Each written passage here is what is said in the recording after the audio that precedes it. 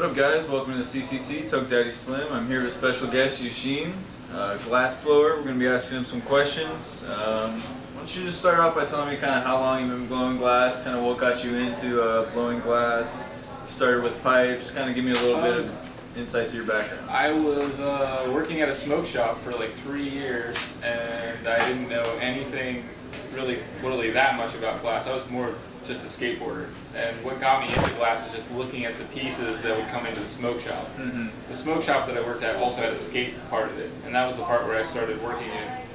But then, I don't know, the boss was kind of like, here's the key to the shop, we need you to open and close, and we got this case of pipes in the back, and when someone asked for a pipe, take them to the back and check their ID, and so I kind of like picked these pieces up and I was tripping out. I was like, wow.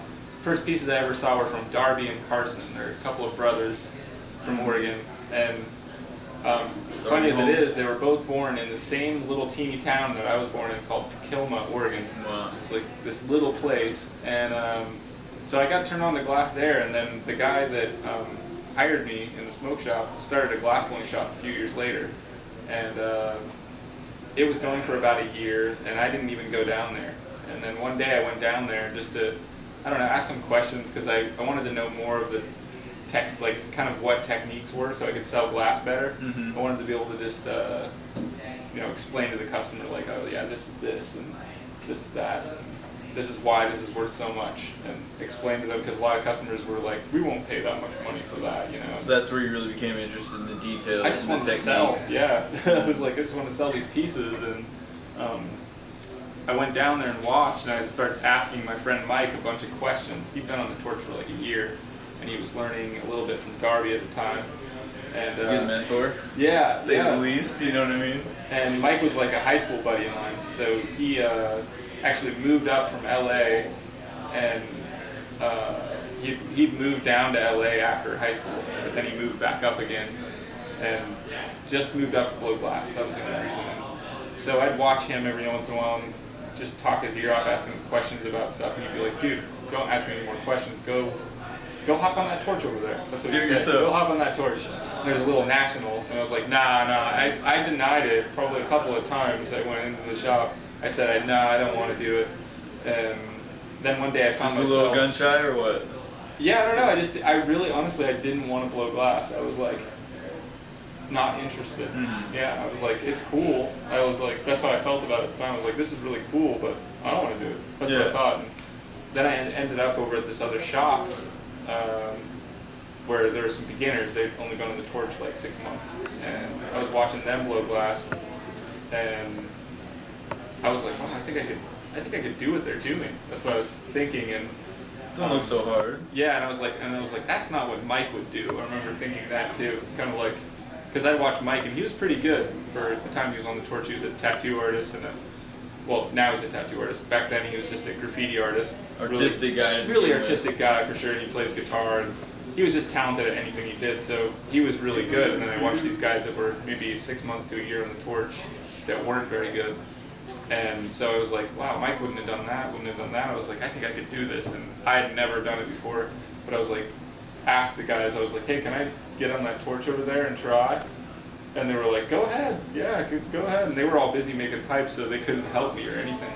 And I just tried to make one, messed it up. I think I touched the bowl when I pushed the bowl. Trying to make a little spoon? Yeah, a little spoon. And then I tried again, and I pulled the mouthpiece until it was like gone completely. And then the third one came out, and by that third one that came out, the whole shop was around me, which was only like 3 guys. But all 3 of the guys, which are all friends of mine, were all behind me.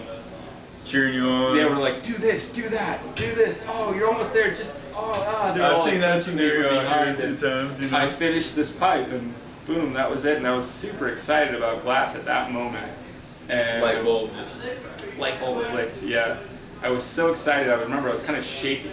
I remember it was like oh my God. I was like just so excited about it. It was like that same feeling that I would get when I would ollie a huge gap on my skateboard or something, or do a big rail or something like that and land a really crazy trick. It was that you loved skating your whole life, so then right then you kind of knew, like, shit, this is something for me.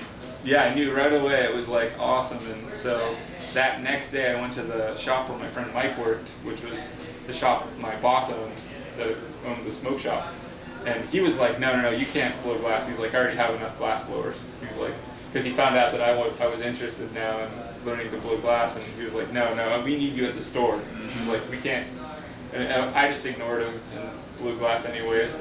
And over that next year, I got really good. I went to the Hemp Fest in 2000 where I saw work from Scott Deppy, Marcel, Darby was there, of course, and Clinton and Shad and Mike Fro were there.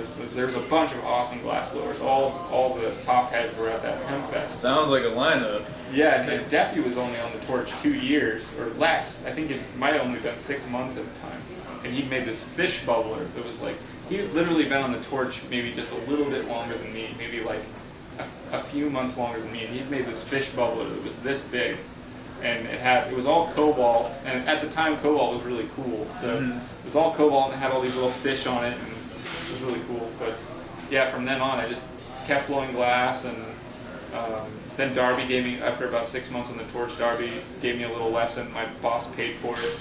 And I went over to his house and he showed me how to make slides, because my boss wanted me to do slides for him. So, but I learned a lot more than just slides there, because he was working on tubes and stuff, and I was seeing all this stuff that I'd never seen before. So Must have been quite an opportunity just to be able to sit there and pick Darby's brain, you know. kind of, he was the kind of guy back then that you'd ask him a question and he was really nice, but he wouldn't just tell you how to do stuff. He would kind of be like, you're gonna have to figure that out. He's like, you're smart. You're gonna More or get less. this. He wouldn't say that, you know. Put in the work. Like, more or less, you know. And I respect him for that, because he challenged me to think for myself, and then watching him, he let me watch him a lot, and I learned a lot by watching him. And at one point, he even worked in his shop for about a year or something like that, helping him make dildos after the pipe dreams bust in 2003. For a little while, you know. Gotta get that bread, right? You gotta. Yeah. I was a slacker though. He didn't like my work ethic very much. But So you talked about Darby. Is there anybody else you'd like to kind of mention as, you know, one of your mentors, or somebody whose work you really kind of have looked into for inspiration over the years? There's a lot of artists. I mean, I could name a ton of different artists that I've worked with that have helped me and I've learned a lot from. It all started pretty much in 2006 and 7. 2006, I met Chaz Pyle. I don't know if you guys know who he is. He's a friend of mine from Oregon, and he was friends with Banjo. And I remember right after I met Chaz, and we collabed a little bit, Banjo rolled into town and was staying in town and working at Chaz's shop. So I was hanging out up there and watching Banjo work a little bit, and that was just fascinating, you know, to see Banjo working. And that summer in 2007, I worked up at his mountain home, way up on this mountain. It was like a 2-mile long dirt road that was up the steep hill, and I worked up there for 6 months. I learned a ton, and I changed a lot of my work ethics, and real late in the game too. A lot of people wouldn't have changed their techniques, but I kind of switched everything up at that point. And, saw the way you should have been doing it. I was like, right wow, I should have been doing that, you know, and I was willing to change, you know. I think I just had an open mind, and I think this really helped me out a lot. Really contributed to your success. Yeah, I was able to just switch my techniques and not think that my old way was the only way to do it, you know. I was like, I'm just going to try this new way, and then I realized, wow, this is so much better. And that was kind of like just a trip down the rabbit hole, because that was just the start of it. It was like in 2007, it was like, as soon as I saw all these new techniques, I just kept trying more and more and more. Feed me more stuff, man. And you know, how I did my tube pulls, how I learned filicellos a few years ago. It was 2008. I got to see Freak and Scott Deppy both doing them in one, and so I learned a ton, you know. And I saw Scott Deppy do a raticello, which was like, it just blew my mind. I was like, wow.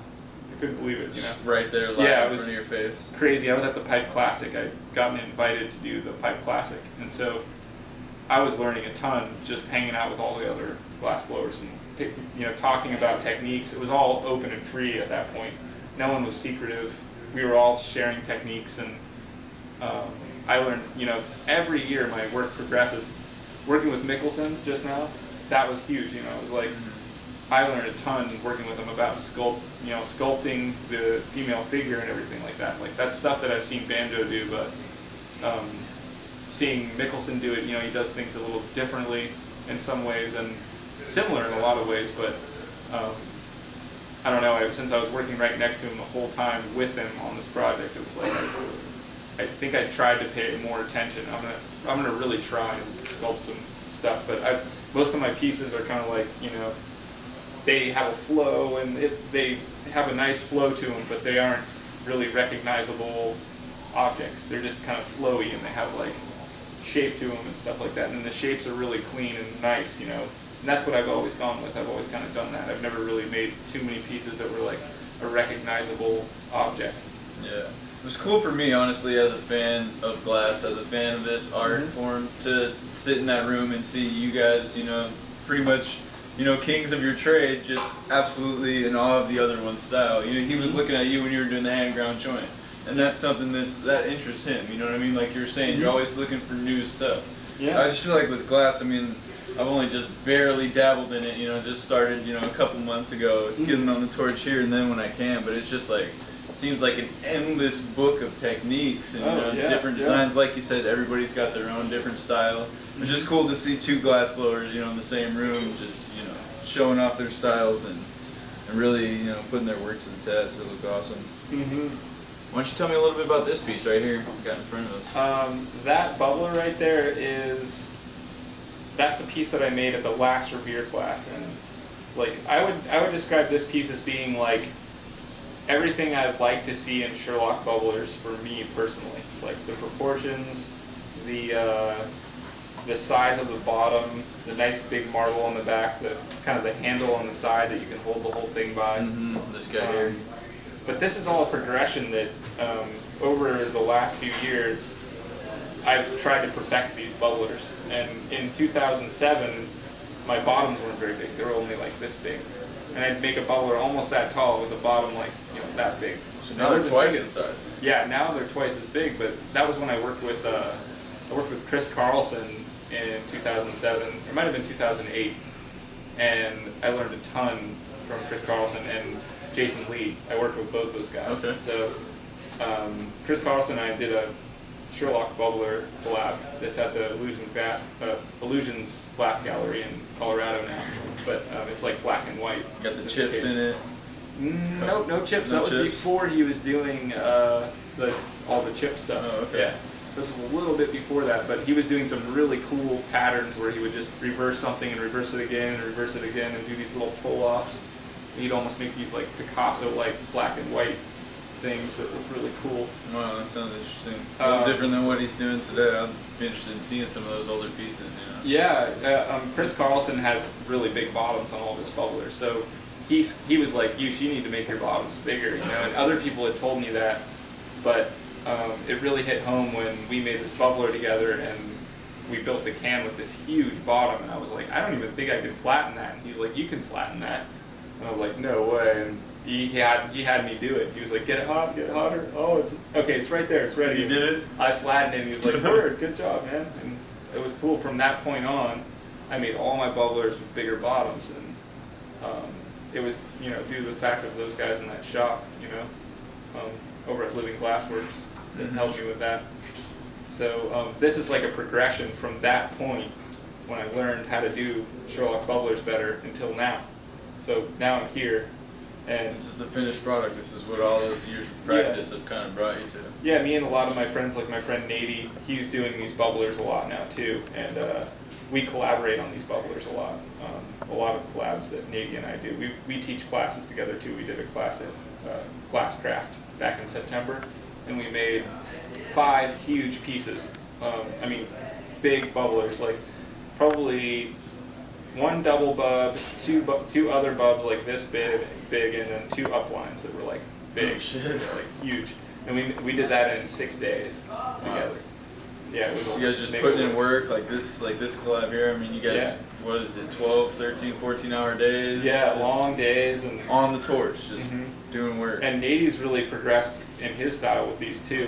When I first met Nady, he was a marble guy, and he kind of taught me a lot of marble techniques. And then I taught him pipe techniques, and his pipes are really awesome now.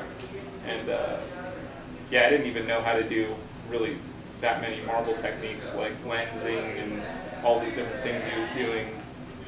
He kind of cued me into it. He's like, oh yeah, check this out, check this out. And I was like, oh, here's some pipe techniques that I do.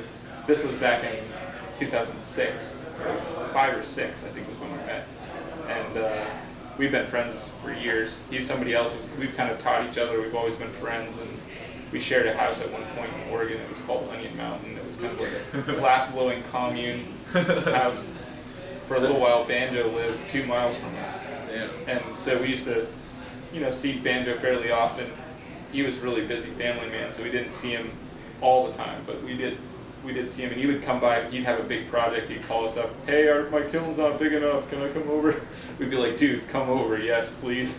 Sounds like the scene has been kind of popping off over there. You know what I mean? Yeah, That's what I hear. Now Banjo moved back to Humboldt. That's where he lived. He's in the Arcata area, a little bit north of Arcata. Darby's still out there though. Area. Darby's in Grants Pass, which is close to where I was at. Like 15, 20 miles away from where we were living at the Onion Mountain house. And right now that house is actually, I think, going to get sold to some glassblowers, which is really cool. That are friends of ours. Yeah, like you were saying, one thing that always attracted me to this industry is just you see how, for the most part, open people are with information and just the whole, feeling of let's just, get together, share our techniques and learn. You know what I mean? It's cool to see a lot of people building really strong friendships and families through glass, and really coming out with some crazy stuff that's kind of just crazy. It's really the only word for it. And you look at the dichro on this piece, and it's just like, man, the marble on the back with all those bubbles just placed in there so perfectly. Yeah, I use this thing called a spiral Vin pin, and it's like a big pad that I have. It's like this big, and it has all these little needles in a spiral shape. And this guy from Artco gave it to me. His name's Malcolm. He wanted me to make him a marble that used the whole thing, and I don't know how I can use the whole thing. Cause it's like you'd have to make a flat patty glass this big, and you're like, oh, but that was the biggest marble that I ever made with it so far. And it's a beast. It's a pretty big one for that style of technique, which is that's a compression technique. So you do it on rod, and you gather up a big bunch of rod on the end of a pretty large piece of rod. 25 mil is what I used actually, and you gather it up and then you smash it flat, and then you have a flat disc. Then you take that flat disc and you set it down on the needles hooked up in that spiral thing. Then you fume it with gold and silver. Just kind of lay that in there. Then you put a clear dot over every hole where the Vin pin put a little dimple in the glass, and then it traps a bubble. And then you melt that in, and you use the compression technique, which is like a special technique where you can make the glass like kind of blow, kind of go inside there. It pulls the glass in. It's kind of this isn't a compression, this is actually a implosion, because I did this on tubing. But similar concept though, the way it's a similar it's the same kind of thing is happening inside the glass with that technique and this technique, so it's really fun. Just one more question I wanted to ask you is kind of what do you have, what are you excited about trying in the future? Any techniques that you're looking to try? Any artists that you're, really always wanted to collaborate with? What's in store for Eusheen Glass? A lot of stuff. I mean, I'd really like to do more sculptural work, so that's something I'm going to start trying to focus on a little bit, trying to add that to my repertoire of things that I know, and I'm not experienced at it, so I'm going to have to really try. Keep working with artists like Phil, and should be there in no time. And I've been making a lot more marbles recently, and that's really fun. It's kind of a fun little side project that keeps me going, and I'm going to keep doing that. Recently did some collabs with Eusheen Kondo, you know who that is? He does these really fantastic insane marbles, and he sent some little half marbles to me. And then I finished them with the other side, with the filicello on the other side, and the marble collectors like it, so I'm going to keep making those and more of those in the future. And I think what I'd really like to focus on is I've always been known for making a lot of big pieces, like really big, and it's getting harder to sell those big pieces in this economy now. So what I'm thinking is I can make some smaller stuff like marbles, belt buckles, stuff that anyone can feasibly afford, and not have to throw down big bucks to get a piece, because like this is a little more expensive, and it's nice too for some folks too that might be a big fan of Eusheen glass, you know what I mean, and they want some of your work but they can't, necessarily afford a piece like this. They can, get a marble or something like that and have a little piece of your art in their collection. I mean that's exactly. always So nice. I'm trying to focus on making more smaller stuff, and my girlfriend's always trying to be like, make some little sick oneies or something like that, or like, and I started making these little dabber pipes. It's like a little disc with these little horns on it. It's a pipe on one side and then a dabber off the other end. They're pretty cool. Multi-purpose. Yeah, There you go. they're pretty fun. I like that. Yeah, I don't know. I mean, and then collaborations, of course. I just collabed with Nicholson, and we were already talking about doing another collab in the future. And he lives in the southeast, just like I do, so he's probably only like an 8-hour drive away from me, maybe a little more. But yeah, we're gonna. I'm sure those would be do some epic. more collabs, and Judging by the pieces that came out of this one, I can't imagine. I'm sure I'll continue teaching classes and all that, and that's been going really well. The classes, I've finally broken through to a level where I'm actually teaching like a class rather than just a demo workshop. Like this was more of a demo this collab because we were collabing, and it's a totally different dynamic when there's two people and we'd never worked together or anything before, so it was more like a collab. But in the class I did just before I came here, which is like literally the day before I came here, I was teaching a class in Austin, Texas at Flameworks, and it was probably one of the best classes so far because it was like hands-on, and I was explaining every technique in detail, and people were able to understand it, and they were really thankful that it's taken me a number of years of consistently teaching these classes. I did my first one I think in 2006, and it's taken all these years to get to the point where I'm now, where I'm able to explain what I'm doing really well, and people understand it. Well, being a teacher, doesn't come naturally for all people too. It can be something that you kind of have to learn over time, like glassblowing. But I know myself personally, and a lot of other people really appreciate what people like yourself and others do for the glass community, giving back. Sharing those techniques with others. I can't say enough like how important that is. Yeah. Really appreciate you taking the time to do this interview with me, man. It's been great meeting you. Yeah. For Eusheen, Stoked Daddy Slim, CCC.